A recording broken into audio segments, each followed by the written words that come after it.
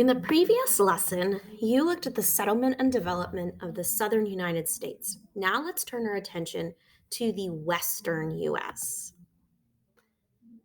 The American West stretches from the Great Plains to the Pacific Ocean. This region is characterized by some of the most varied and dramatic landscapes in North America. The Colorado River carves out the Grand Canyon and provides a crucial water supply to many western cities. You can see the Grand Canyon here. This is a photo I took while visiting there in several years ago, up here in the upper left-hand corner. Over here on the right, we have Arches National Park. The park is full of arch formations, just like this one you see here. Down here on the lower right, we have Grand Prismatic, which is a very beautiful hot springs pool in Yellowstone. And then over here on the left is the Grand Tetons. Some very dramatic landscapes. Again, if you ever have the opportunity to visit the western part of our country, it's just a beautiful place, landscapes that you can't even imagine. It's like you're on another planet sometimes looking at them. They're really, really incredible. The economic activities of the West are as varied as its landscape. These activities include fishing, ranching, food processing, logging, farming, mining, oil refining, tourism, filmmaking, and the production of computers. On the diagram in your note taker, label the levels of economic activity. Then, using the list you created in the overview, sort the economic activities of the American West into the correct levels of economic activity. Then answer the two questions in the box. Pause the video to complete this part of the notes.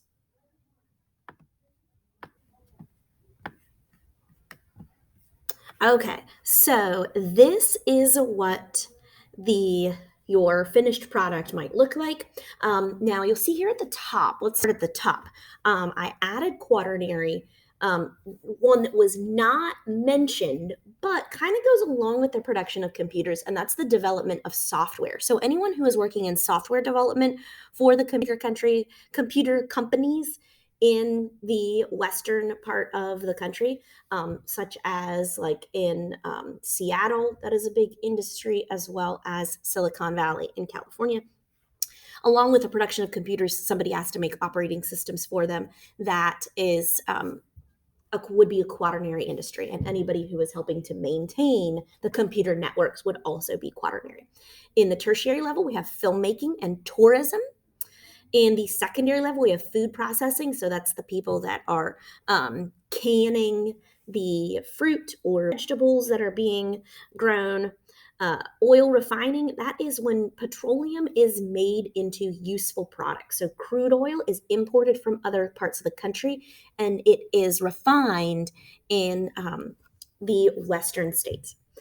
And then production of computers, that is manufacturing. Remember, secondary is anything that is manufacturing. It's happened in a factory, it's secondary. And then primary, fishing, ranching, logging, farming, and mining.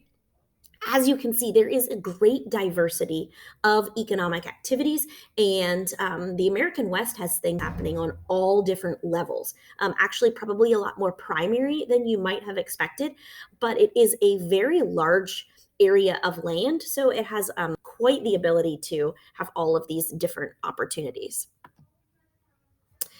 Now, in the second half of the 19th century, millions of Americans were on the move. They settled the newly opened lands west of the Mississippi River. From departure points in states like Missouri, along the Mississippi River there, hundreds of thousands of pioneers headed west in their covered wagons, blazing trails that crossed prairies, plains, deserts, and mountains.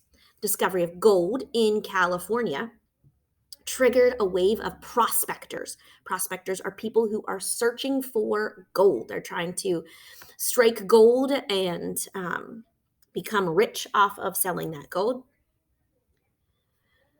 To make way for white settlers, however, the U.S. government removed Native Americans from their lands by treaty or often by force.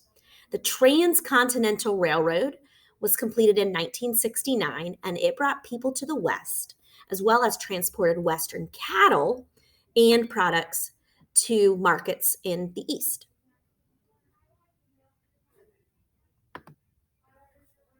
When mines no longer produced valuable resources such as gold or silver, settlers moved on from the area that had been now depleted of its resources. And what they left behind, we call ghost towns. So you often see these ghost towns scattered throughout the West. Structures may still be present there, but there are no people present. They haven't been for a long time. They're just abandoned, which is why they call them ghost towns. People settle in the West today as they did during frontier days for the same reasons and in the same places, wherever landforms and climate are favorable. Some areas, such as its many desert, are sparsely populated. Nonetheless, California is the country's most populous state with its excellent farmland, good harbors, and a mild climate. You'll see here the area of the West is circled. You can see the variety of colors. Remember that this is a thematic map. And so this is showing us average precipitation, which lets us easily identify these darker areas where there are deserts, where that we would expect sparse population. And then these nicer areas along the coast that receive a reasonable amount of precipitation and are good for farming and just good to inhabit. On the back of your note taker, you'll find a map of the United States as it appeared in the mid 19th century. This map includes several trails used in settlement of the West, as well as some physical features. On this map, you're going to add some color and labels. Color the route used to get from the east to Independence, Missouri, blue. So you have to look at the key at the bottom of the map and see where that route is. Trace that and color it blue, please. The city in Independence was the starting point for most pioneers. So from there, you're going to trace the Oregon Trail in red, and then the California Trail shoots off from the Oregon Trail. You're going to color that green.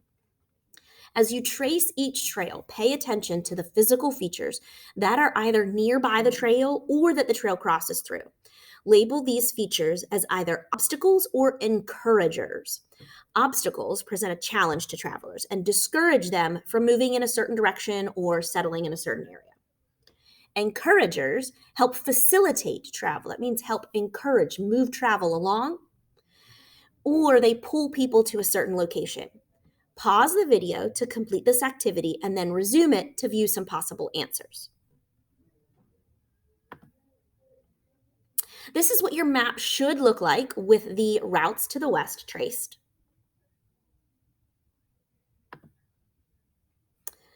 Features that you should have labeled as obstacles would be the Rocky Mountains, Cascades, Sierra Nevada, and the Great Basin Desert. These would have made travel for those in covered wagons or the construction of railroad difficult. These environments were harsh. Look carefully at the map and find the Continental Divide. Okay, it is this dotted line. It's labeled down here in the southern part of your map. And the Continental Divide is the highest point along the Rocky Mountains. And this determines the directions in which rivers west of the Mississippi flow. So any rain that falls here west of this Continental Divide is going to flow into the Pacific Ocean. Any rain that falls on the eastern side of the Continental Divide is going to flow into these rivers, which is eventually going to flow into the Mississippi River and into the Gulf of Mexico. The Continental Divide was also an obstacle to settlers moving westward. If you haven't labeled that on your map that you should be drawing for your quiz on November 18th, 19th, be sure to do that now. Encouragers should include the Ohio River and the Platte River.